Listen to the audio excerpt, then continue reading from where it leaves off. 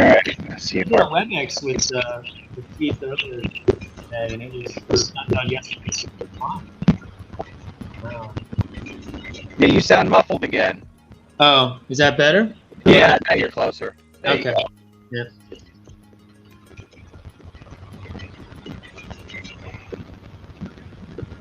Making sure this pulls up.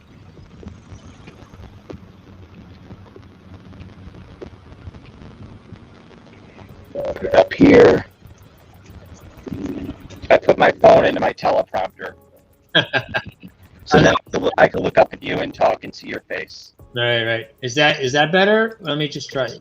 That's one setting. This is the other setting. That's nothing now. Whatever we did before is better. So this one is better? That's better. I don't know. All right, we're already getting people on. CDM is here. Mike seems broken. Oh, is it broken again? Is it? Oh, he was testing it. Yeah. He was testing it. So let's get this wine and dine Friday. All right. Keep this up. Who's the robot? Dallas is here. Who's the robot? Is it sounding bad again? I think you sound fine now. We're just testing it, guys. We're getting it going before we start this baby. All right, looks like everybody's in the house. Let's start getting this going. Now I do a star scream. I think Sean sounds good. Give us a hello real quick. Talk to us real quick. Yeah. Friday night. Been on a fishing boat for the rest of all this day, so I'm ready to get back to work. Nice. On a boat all day. Very nice. I'm a bad mic. Oh. I'm a bad mic. No. So maybe it is, because it does sound choppy to me, but I don't know. Let me turn my fan off. I had a fan on. No, I think it's the same. How am I doing, guys? No. Joe is bad. Yeah. Joe's mic sounds bad. Oh no.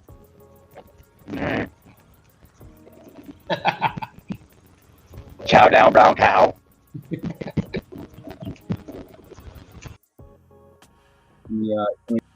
Mic. Built-in mic for the MacBook Pro.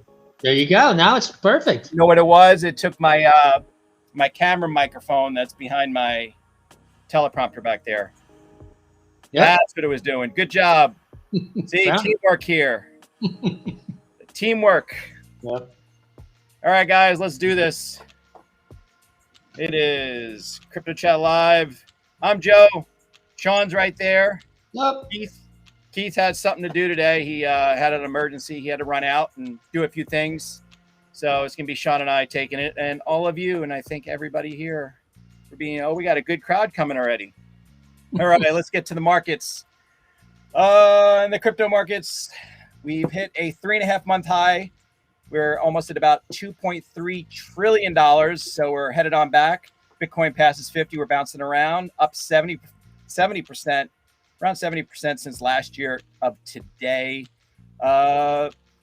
You still have some idiots out there calling this a dead cat bounce because we keep on bouncing off of 50, going back down. You know, there's always going to be those people. Bitcoin dominance is around 41. Altcoins are up. That's usually what happens when Bitcoin dominance is down. Solana is around 84% this week alone, up 84% this week alone. Polkadot, 34%. Ethereum, 27%. Cardano, my Cardano, bouncing around $3. Sean, any wisdom of what is happening?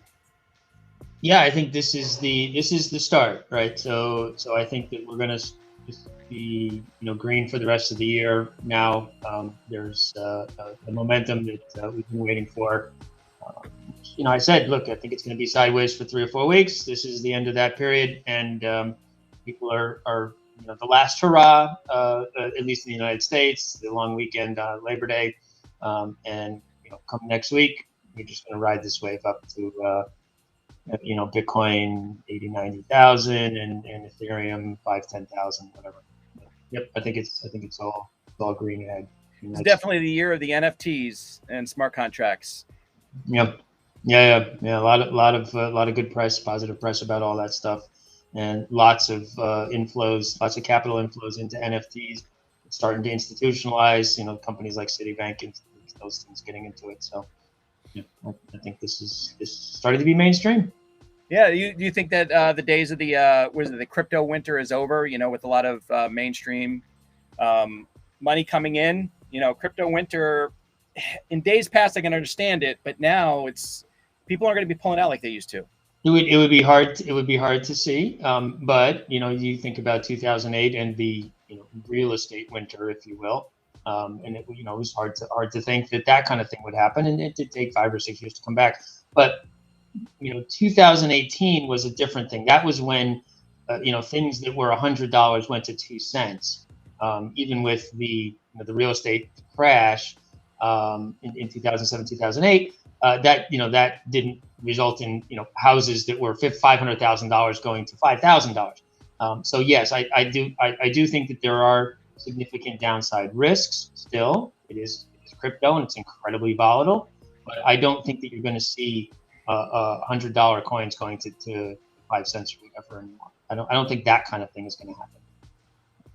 What do you think who's going to have the biggest gains from here on out? You think it's still going to be, Bitcoin seems like it's starting to level out, and Ethereum's coming ahead, Cardano, Solana. Utility, utility tokens, right? So these coins that are memes and whatever and store of value, I think are going to be just less and less as people start to use the coins to actually do things, and Ethereum and Cardano and Aave and all those DYNAMO too, right? Anything with a smart contract and an NFT, I think has a very large upside. Let's see, we got everybody in the house. Puncraft, CDM, C3 Media, Dayless. Got our usual crowd. I hear Blockchain John is in the house too. But not Jenny from the block. We haven't seen her since Jenny. Back in the day. You gotta get Jenny. You gotta find her. I don't even see her. Useful coin. That's such a funny thing. Useful coin is like the coin that is like useless, but it's so funny. Yeah. Oh, I haven't kept up to date with that one.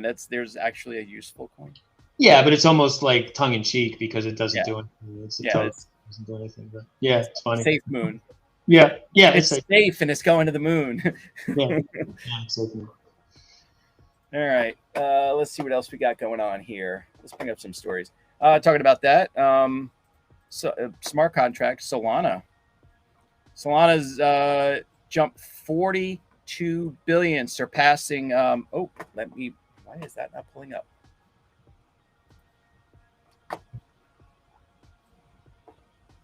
Why is not? Hold on, guys. Trying to. Technical difficulties. Fire the Joe guy. All right. Solana replaces Dogecoin as 7th largest cryptocurrency. I still think it's hilarious that Dogecoin was that high up, but it seems like they're not going to go anywhere anytime soon. Solana's market capitalization jumped to 42 billion, surpassing Dogecoin's 38.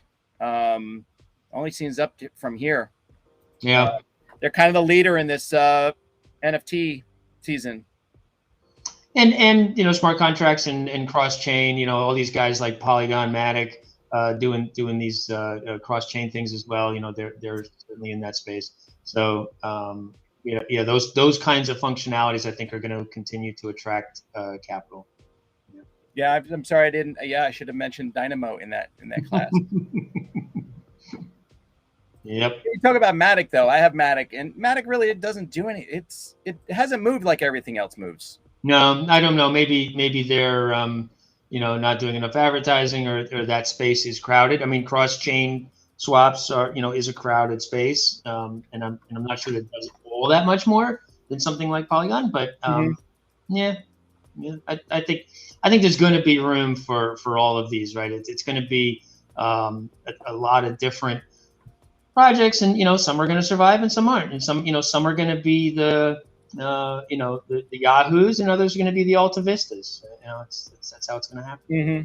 And right now, it really is all about marketing. It seems like in a lot of these, the way some of the joke coins, the meme coins, is all about marketing. Taking out tons of banner ads and hyper deflationary whatever bullshit. Yeah. Mm-hmm. Dayless wants to know about DYNAMO. I think we're going to talk about that in a minute. I noticed once we switch over to DYNAMO, we just end up doing DYNAMO the rest of the day. So we're going to try to do a little bit of news before we get into DYNAMO. Yeah, we don't want to make this a DYNAMO commercial. We don't want to talk about DYNAMO, but not the whole thing. Yeah, exactly. I think we have fun talking about the market as a whole. Yeah. Marketing girl. Ooh, what did I do here? Joe's having a tough time today. Marketing girl's gone wild. I thought this was an interesting story. The metaverse is coming and companies need to prepare. And, it talks about Gucci and Louis Vuitton and a few other companies already jumping in, and how the physical and digital worlds will become integrated, and what websites. I think people are still speculating what websites are going to be in 2.0. Do you have any visions of what it's going to look like? I've often envisioned 3D immersion, on a website. The problem is there's a lot of technical barriers to that, because you have models that are very memory and intensive, and the way that websites that display 3D graphics work, they have to download the models every time. So it's not like, say you're going to play a game like Far Cry or World of Warcraft, and you go download 20 gigabytes of models. There's no way for a website to do that. The local web storage is extremely limited. Most of it is 5 megabytes or 10 megabytes. And so there's no way for you to go and download a bunch of models just once. Every time you go to the website, you have to re-download the models. So everything is going to be really kind of crude. You're not going to get the kind of high quality graphics that people are accustomed to these days. And so that's why you see things, like Decentraland or some of these other things that look very blocky and, kind of like the VR Meet Me things. I love the concept, and I'm a big VR proponent. I have a couple of VR games published on Steam. I'm very much into VR. The only thing is, VR is a very small market. Less than 1% of PC users have a VR headset. And I'll tell you, when I do an itch.io game jam and I publish a VR game, you get 3 downloads or 4 downloads. It's really disappointing. If you do a desktop game, you might get a few hundred. So it's definitely a much smaller market. So I love the idea of an immersive shopping experience in a virtual world.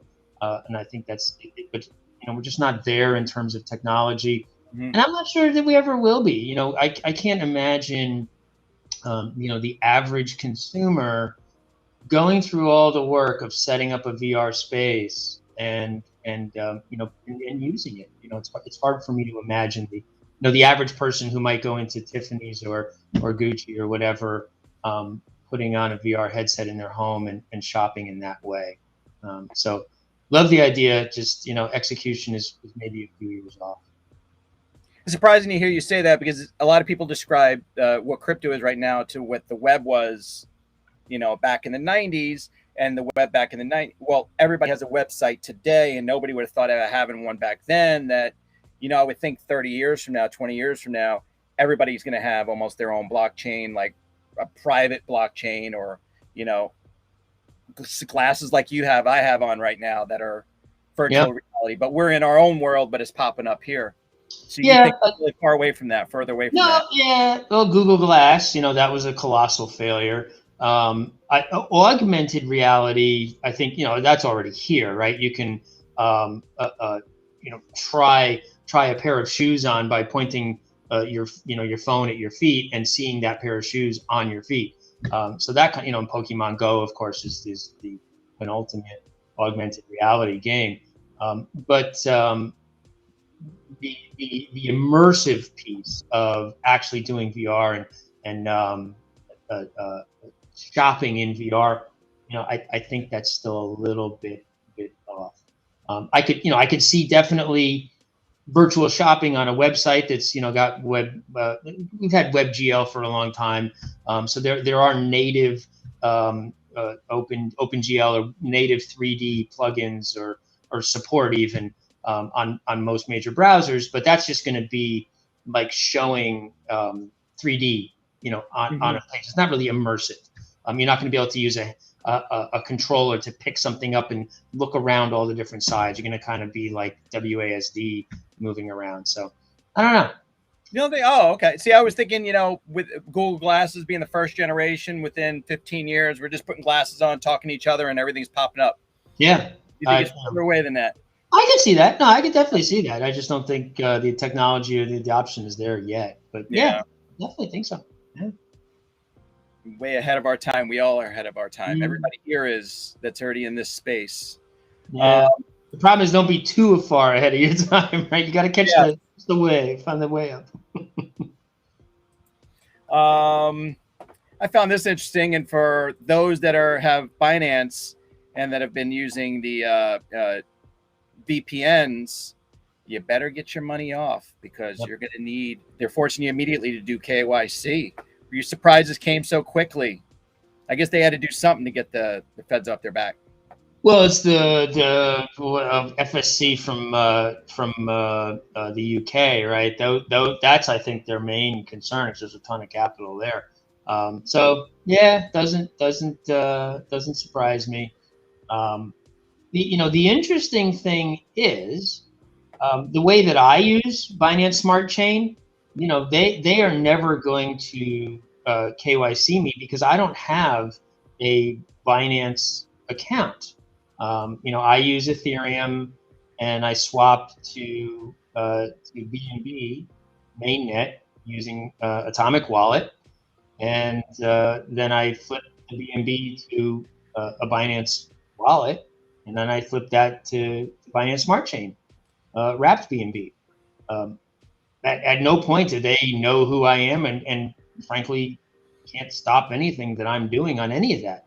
So I'm not sure that this necessarily impacts the average user, at least in my space. But the average person is going on there to trade every day, right? The average person's right. If you're using Binance.com and you're flipping USDT to some crazy altcoin or whatever, that may be a concern for them. But fine. I mean, that's great, because it gives the politicians less bullshit about, crypto is only used to buy drugs and guns, right? Like, okay, you got your KYC, shut the hell up, right? Let us do what we want to do. We'll do KYC, right? Frankly, I don't believe 90% of these guys that go up and say crypto is all about committing crimes. And it's about people trading. It's not about illicit transactions. I guess it's 1 or 2%, probably no more than fiat, frankly. And so this is a great step, a great first step towards getting regulatory people off their back. Well, you know what this is really all about, just like, immigrants coming in, it's all about taxes. That's all it's about. Down the end, they just want their tax money. Yep. That's really what they're looking for. They just want everybody to be living here for free. Yep. Which is fine. I mean, look, in a voluntary compliance tax environment, which is the United States and the UK and most of the other developed world, they need to know where money's coming and going, so that if you make $100,000 and you stuff it under your pillow, they know about that. Nothing wrong with that. I don't have any issues with it. Yeah. All right, your buddy. Oh God. The news again. This guy. Gary Gensler says crypto DeFi projects aren't immune to regulation, and he says they should be regulated. And he will regulate them. Can you really regulate something like that? How do they even know who most of the people are? Like, there's no way. This just again demonstrates how utterly ignorant these people are. It's decentralized. But There's not to nothing interrupt, to but you regulate. say that, but he taught blockchain at MIT. You know, I don't know. He's got a boss that he's got to answer to, I guess. You know, I don't know how you going to regulate it? Good luck. You know? Yeah. That's what gets me is he taught blockchain. So he's not just saying, hey, I'm listening to advisors. He is the expert. Yeah. Yeah. Yeah. You know, good luck. I don't know. How do you manage a decentralized exchange? I don't know. Go ahead, try. Nobody's in charge. So who are you going to regulate? Well, I think in here he was saying how there is part of the community that is in charge, and there are people that are, it is centralized, part of it. I guess he's going to try to figure out who is centralized and go after somebody, just like, you know, the SEC is just suing everybody right now. Yeah, I mean, if you can try, but I mean, if there's 100,000 people who are involved, like you're going to sue 100,000, like at some point, you know, you're suing all your constituents. Like I don't know, you know, that means, you know, look, projects have to be truly decentralized if they want to avoid regulation. And you know, I've always been a huge proponent of completely decentralized solutions. And I think, you know, the one thing that I think the SEC has a problem with is their statement that Ethereum is not a security, right? And they're gonna pay dearly for that in the Ripple litigation, because everybody's gonna liken themselves to Ethereum, and Ethereum is clearly centralized, but you know, there's an SEC public statement that says it's not a security. So I think that, you know, they're gonna have to reckon with that somehow, and they're gonna have to reckon with the fact that you know, 14% of the population likes crypto right now, and that number's only growing. Like at some point, you can't say, well, you know, we're just gonna get rid of this thing that everybody likes. So I don't know. Yeah, that's true. Yeah, the FBI will take down the ICANN site if they can, all the websites, and everything will go to the Ethereum or Dynamo. Don't use centralized DNS. You know, use distributed DNS that's stored on the blockchain. Yeah. Is dynamocoin.org? Is it on the? Well, dynamocoin.org is just a GoDaddy registered website. GoDaddy.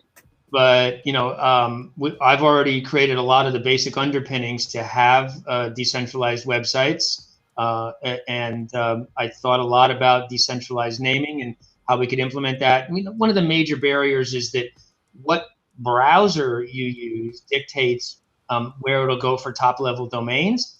But you know, there's some workarounds. You can have a plugin, or you can set your DNS to alternate providers. It's a little bit technical for mainstream adoption, but look, if they push enough on these buttons, people are going to find ways around it. You know, it's technology, and you're not making this thing go away.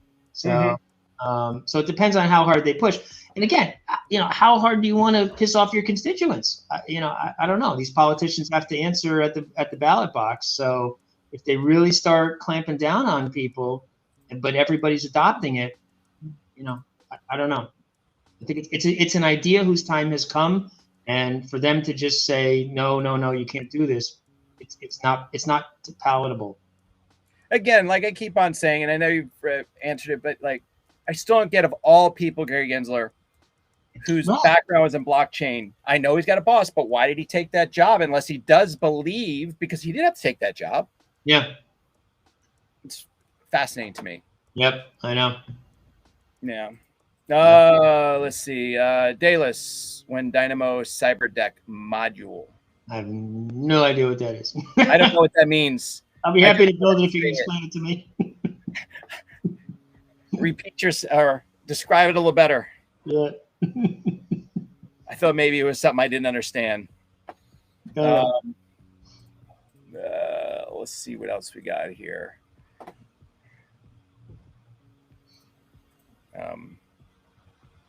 Yeah, let's go into Dogecoin. It keeps on coming to the news, but I find it fascinating because, you know, with Vitalik now on the board and him talking about some upgrades that may have to do with upgrading more like an Ethereum blockchain.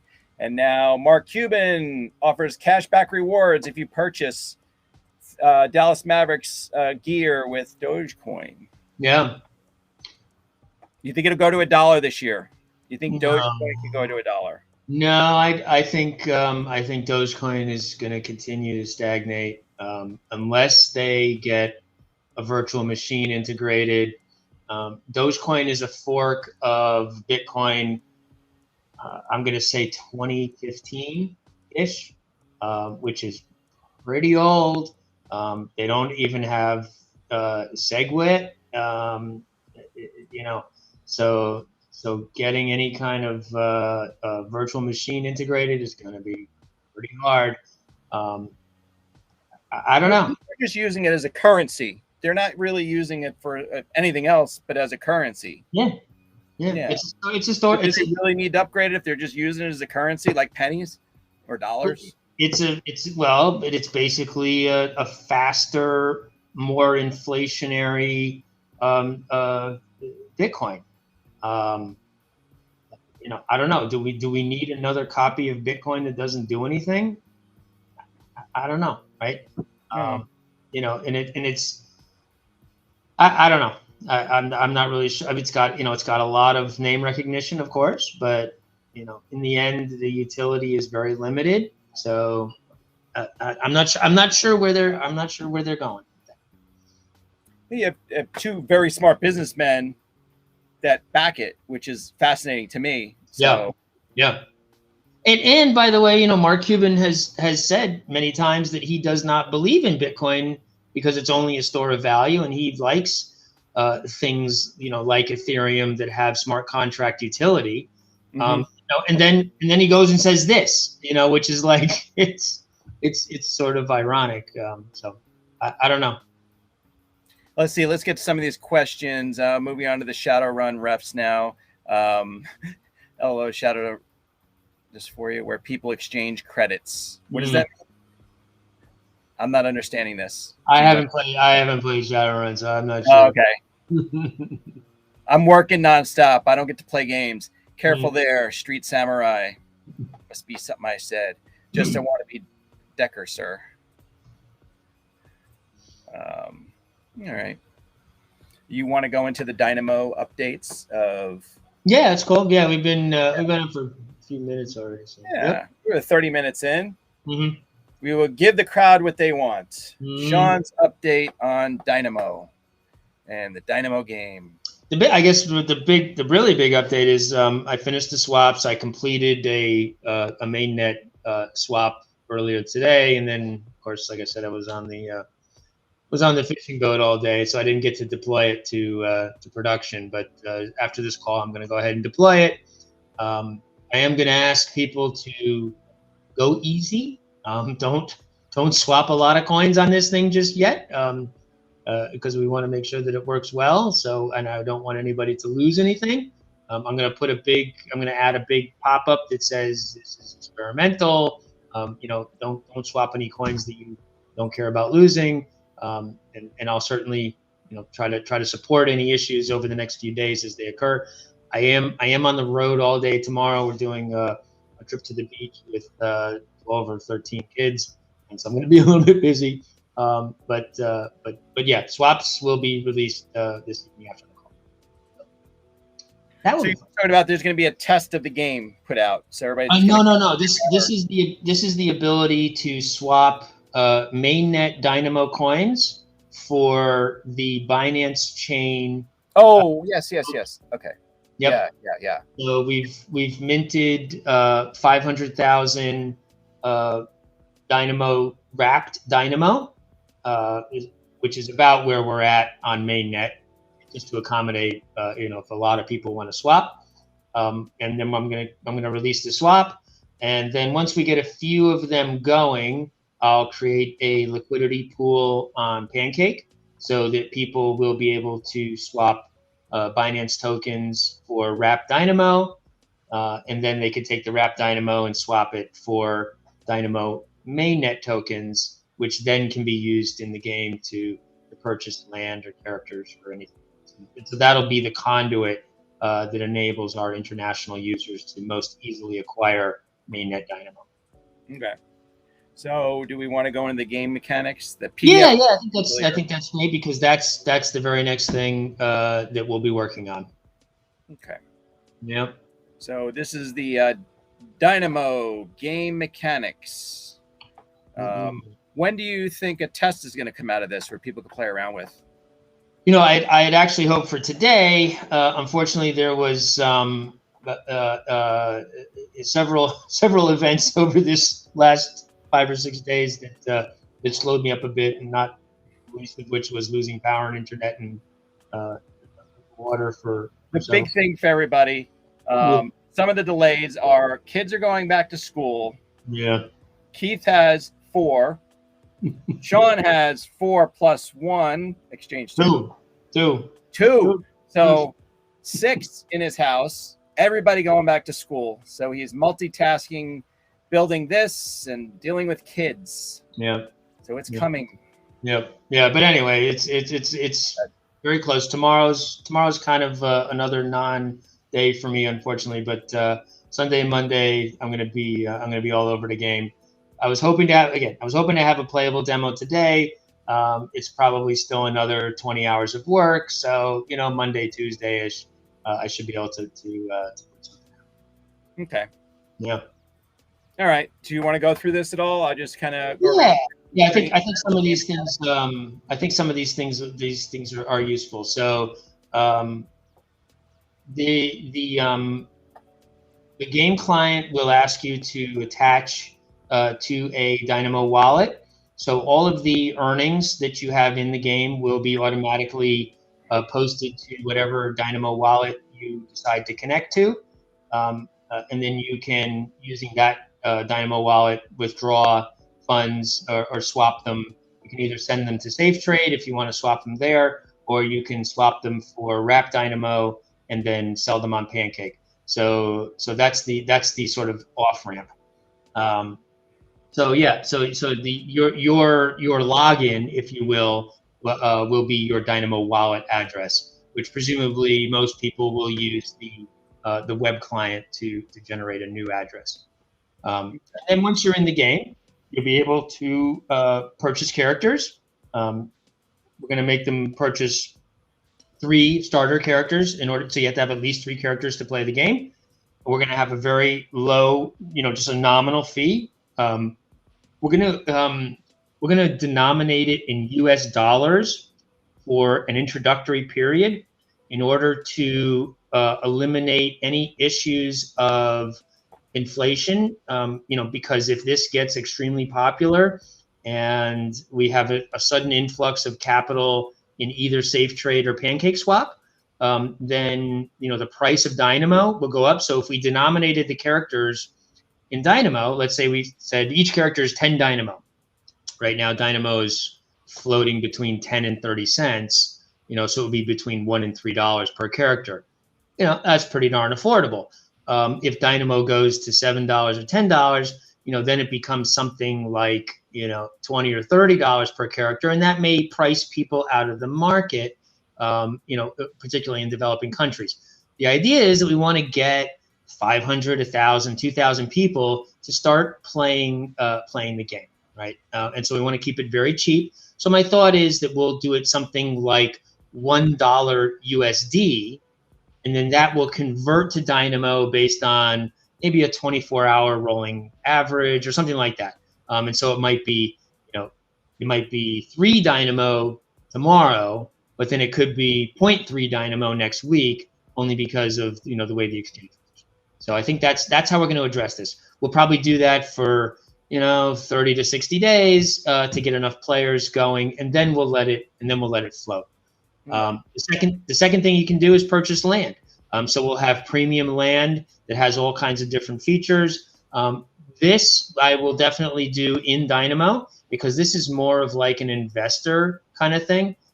We expect that people will purchase premium land and then resell it later, or use it to level up their characters and make more money. So this will be denominated in DYNAMO. It'll give the players that purchase land optional benefits. And then the key thing here is that some of the land purchase, we'll have to figure out the dynamics of this, but some of the land purchase is going to go towards funding the development of the game, right? So I'm going to lay the foundation. I'm going to put all the basic stuff together, and then we want to raise, I don't know, $25,000 or $30,000 to hire a couple of developers for 2 months to write this thing and bring it to fruition.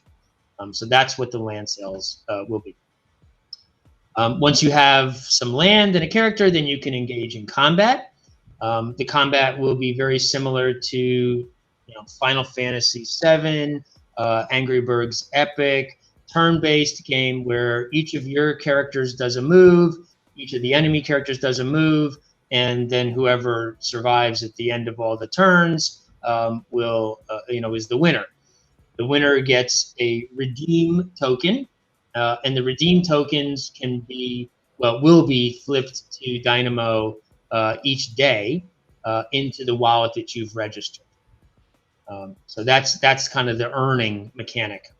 And then we're going to have crafting, and the crafting will be based on different vertical mechanics, something like cooking or mining, or these normal sort of things that you see in MMOs, which would result in being able to have additional food or power-ups or potions, armor, weapons, all of those sort of normal MMO mechanics that you have. One of the things that I thought about in order to be sort of a gating issue was that the characters would have some kind of stamina statistic, and that the stamina has to be at a certain level in order to enter combat, and that food will be the way that you restore stamina. And so it won't be like you'll just be able to go game after game after game. You'll have to harvest some food and cook it and whatever else, whatever those mechanics are, in order to continue to play the game. So it's not going to be just like you can go one after the other playing. Yeah, like Street Fighter. Yep. CDM. Yep. Exactly. Let me just scroll through these comments because I've seen. Yeah, let's go through some of them. Haven't tried the demo yet. How well does it run concurrently with the miner? Probably not well, because the demo, the game itself is graphics heavy. I'm not going for the typical pixelated, 8-bit bullshit that happens. We're using AAA quality graphics. As you can see right here in the picture. Yep. I mean, these are lots and lots of polygons, lots of big textures. I think the game download is now in the test form that I have. It's about 10 gigabytes. So it's not a web-based 8-bit thing. So I would doubt that the game will run concurrently with the miner well. It's definitely going to use a lot of CPU. Definitely going to use a decent graphics card. So yeah, probably not well. And then again, tell everybody, right, these are the people that are here for like the beta. You guys are kind of the testers in here first. You're getting to see it and kind of, Yep. We're putting it out early for you. I saw a question about paywall. Let me scroll. Oh yeah, it was further up. Oh. Yeah, he's agreeing with you. Yeah. Okay. The beta is in the wallet. There's a button on the main screen. I've actually updated the main screen to include a link to Safe Trade, a link to the game download, and a link to the Binance swap page that we have. So, yep. Yes, the game. To be clear, the game will be playable on mobile. I'll caveat that with saying, high-end mobile. So, a recent iOS or Android device that's capable of OpenGL 3.x at least, and probably more, using Metal is, probably the capability. But yes, it will definitely be able to run on mobile. And any screenshots to share? Yeah, well, we have screenshots right here. Yeah, I've got a few. We don't have anything posted since last week, but I haven't really done a lot of work on the game since then. So next week I'm going to be posting, releasing a lot of walkthrough videos and other things like that. So yep. But here's a few things. Yeah, you get a little preview of it. Like you said, it's a high quality. The idea that yeah, part of the differentiator for us is that it will be a good looking game. Yeah, I don't know. Look, I can run it on integrated graphics, Intel integrated graphics. It probably needs, at least 2 gigabytes of GPU. Frankly, Unreal Engine is good about doing adaptive graphics, so it will degrade it on slower computers. I didn't enable that in the demo, but it does have that feature. So Unreal Engine is pretty good about being, a cross-platform, lots of different supported configurations. So we'll in the final release, we'll definitely make it be supported by as many things as possible. So this go just flip back to that other slide with the characters. This is just why I wanted to give a little bit of an idea about what the characters might look like. So this is kind of the typical Holy Trinity, tank, damage, healer, and these might be probably the first 3 characters that we sell as starter characters. And then we'll have an A ability and a B ability, and each turn you pick whether it's an A or a B. There may be a C ability that powers up over time as you do damage or take damage, something like that, just to add a little bit of variability to it. But this is kind of an idea about how we might structure some of these things. So when you form your team, you probably will always choose a tank, a healer, and a DPS. And then they'll have those kind of requisite things. So people who play MMOs should be very familiar with this. And this is some, sort of a cycle that they'll probably get into very, very quickly. Okay. Let's see. Any other questions here? And Dynamo Land, yeah. Yeah, we talked about that a little bit. Yeah. Let's see. Dynamo Land, Decentraland on Dynamo. Yes. Yes. We would like to see that. I mean, I think one of the interesting segues of an immersive virtual reality game like this, not virtual reality, but an immersive RPG, is that you could create, the next generation of this could be a true MMO where other players, see other players in real time in a shared environment, and this could be something where we sell billboards, or people can buy their Nike shoes through this and get a reward or whatever. So this could be the underpinnings for version 2 that has something like Decentraland. I've thought about that. So this is some of the crafting ideas that we had. In this case, I'm showing some wheat. You walk around, you'll click on the wheat, you'll harvest that, you'll go over to the oven and bake some bread, and then you can eat the bread, and it'll restore your stamina so that you can go play another round of combat. And on the left side, you see we have some flowers, and so we might harvest these flowers, and you extract essence of whatever, and then you can craft a potion from that.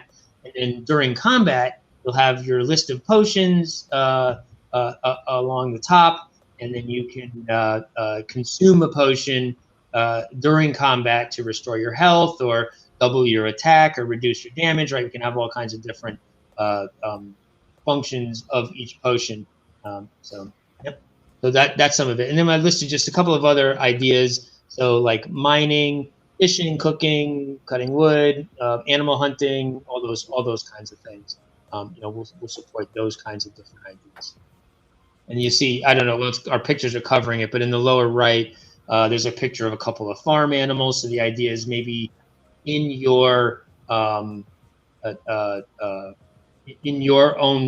land, you may have deer that spawn, or chickens that you can have in a chicken coop, or in an inn or something like that. And the premium land will have more of them, or like the basic land may not have any of them at all. So you're gonna have to buy the premium land in order to get those things. Yeah. Driving features. So, yeah. Trying to pull it up on the screen a little bit better. Yeah. Just a couple of ideas about how we might have that kind of stuff implemented in. I got somebody saying, don't forget about the C3 Media in-club 2023, we'll have our final music night.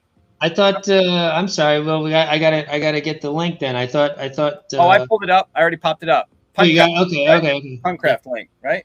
Yeah. Yeah, I already popped that up. I keep it saved in my Word file, so I can just pop it up for you guys. Okay. Oh, I thought we said it wasn't done. Okay. Awesome. Yes. I will be there. We'll yeah. That YouTube link to early play, Robert's asking. I guess that's a YouTube link. I guess the link that we had earlier. That was just me walking around in the virtual world just to give an idea about the graphics, the visuals. Yeah, it's not any gameplay at this point. Yeah. Gameplay will be probably on Monday or Tuesday. Okay. Yep. And then player quests and achievements. Yeah. So the final mechanic that I'm thinking about is story mode. So this would be like player versus environment, where you can go along a storyline, and the storyline will probably be pretty light, just like Angry Birds Epic, where you go from encounter to encounter, defeating computer-generated monsters, and at the end of a chain of quests, you may get some additional free character or some kind of special power-up or something like that. But then what we can do is have like races. So the first one in the week to get to level 20 gets a special bonus, right? So this gives some of the gamification of the game, if you will, sort of meta gaming. So every Sunday night, whoever has the top number of points in this thing or top progression within their bracket, then they can get some special reward. So that just continues to keep the game engagement. Not that I'm really thinking we need to work on engagement that much, because play to earn is a different model. Most of these games rely heavily on advertising, and what they're trying to do is keep people coming back because they're flipping them ads all the time. But in this case, I don't think we need to incentivize engagement too much, because the more you play, the more you earn.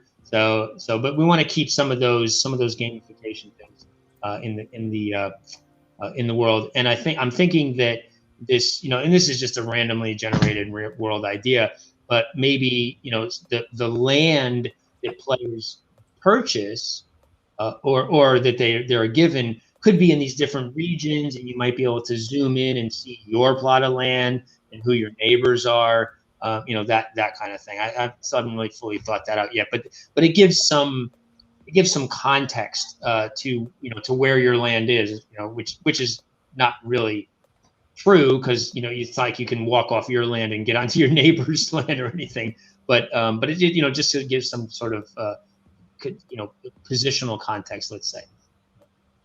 And if you want to buy your own land and everything and create your own, you go to that other website where you buy the characters, but you can also buy the land. You can't create your own land because I think it'll be preset. So there'll be, I don't know, 100 different variations of land, some that have ponds or some that are heavily forested.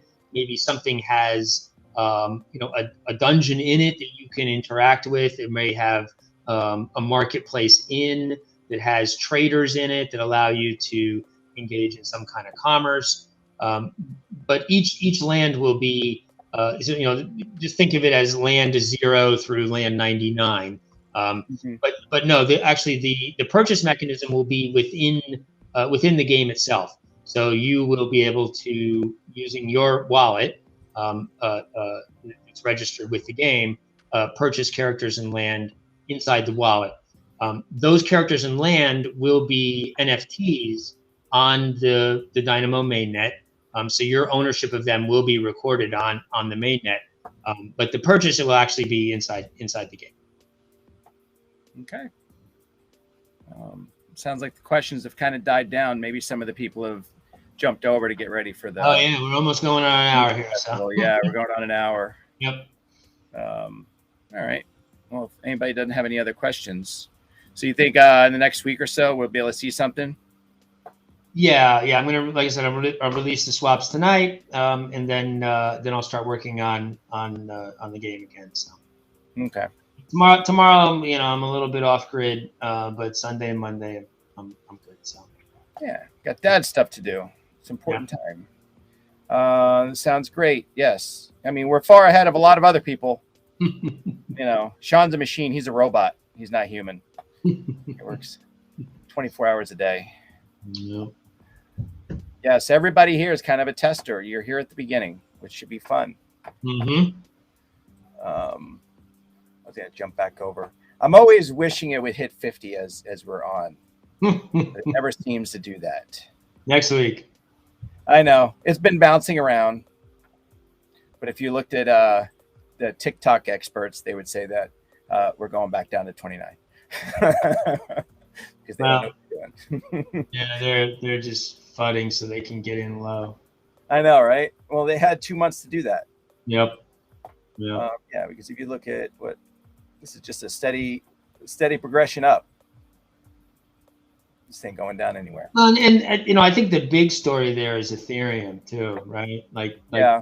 And the divergence, right? I mean, Bitcoin is up, but Ethereum is up. Like this tells the story of the utility tokens. Yeah. Disappointed. I was with Aave. I'm not disappointed, but I put a lot into Aave for a while because I noticed that it was going up quicker than Ethereum. Yeah. But now it started to slow down where it's either at the same percentage or a little bit lower. Yeah. And look, I mean, a lot of these projects are really huge now, right? You're not going to 100x Ethereum, so you got to go down the chain a little bit to find your 100x. Mm-hmm. Yep. Let's see what everybody else is saying. Robert. On game release. We're working on that. The on game release. I want to make a robot Joe. Yes, make a robot Joe. Sean is a robot, so you don't have to make him a robot. Look forward to more stills. Yes, we're working on that. We'll get some more stills for you. Yeah, the ETH dust is settling. Some people say that, but you're on top when people start to take you down, and Ethereum's now heading back up, and people are going to be like, no, it's going to be, was it Avalanche now? People are calling Avalanche the Ethereum killer. Like they're going to take over immediately. Nah, it's too much capital in Ethereum. Yeah. Too much institutional investment. Yeah. All right, guys. Any other questions? We got to get Sean back to dealing with 28 kids in the house. Programming swaps. All right, guys. We will see you on Monday. If there's anything else. Monday. Come hang out with us. Later. Go watch Puncraft's DJ session right now. Switch over. Here, I'll put the last link in one more time. There you go. All right. DJ away. Later, guys.